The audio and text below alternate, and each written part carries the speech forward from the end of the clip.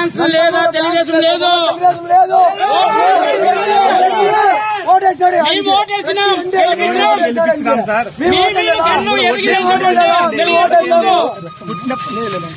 మేము ఓటేసాము, దగ్గుబాటు గారికి మేము కూడా ఓటేసాము. మా ఎన్టీఆర్ ఫ్యాన్స్ ఓటేయలేదానికి అడగండి.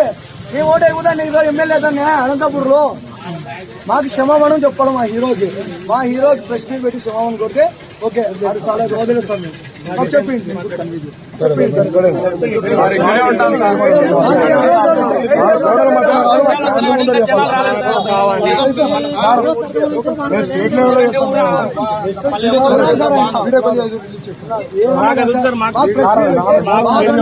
మా కన్వీనర్ ఉన్నాడు ఇక్కడ, మా రాయలసీమ తెలుసు. వాళ్ళ ముందర మా ఫ్యాన్స్ కొంతమంది పెట్టుకుని క్షమాపణ కోరితే ఓకే సార్. ప్రెస్ మీట్ ముందర బహిరంగంగా చెప్పాలా.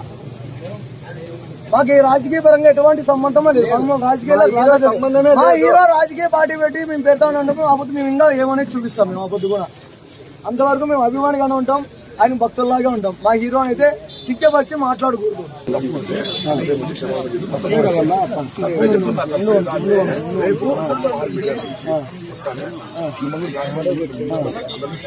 నాలుగు గోళ్ల మధ్యలో కూర్చొని చెప్తే కదా ఆంధ్రప్రదేశ్ తెలంగాణ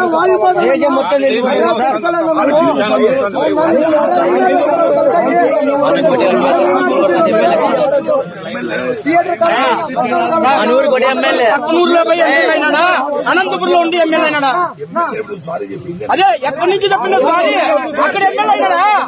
ఇక్కడే ఉండి ఓట్లేసినది మేము, ఓట్లేసినది ఇక్కడే. ఏడో చెప్తే మేము ఓట్లేదా? మేము కూడా ఏడో ఇంటి చెప్పడం లేదు కదా.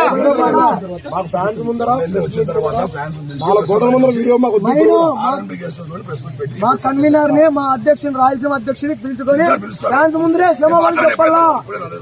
నరేంద్రని, మా తిరుపాలని ఎన్టీఆర్ ఫ్యాన్స్ పిలిచి క్షమాపణ కోరాలా. బాబుల్ కా బాబు, బాబుల్ కా బాబు.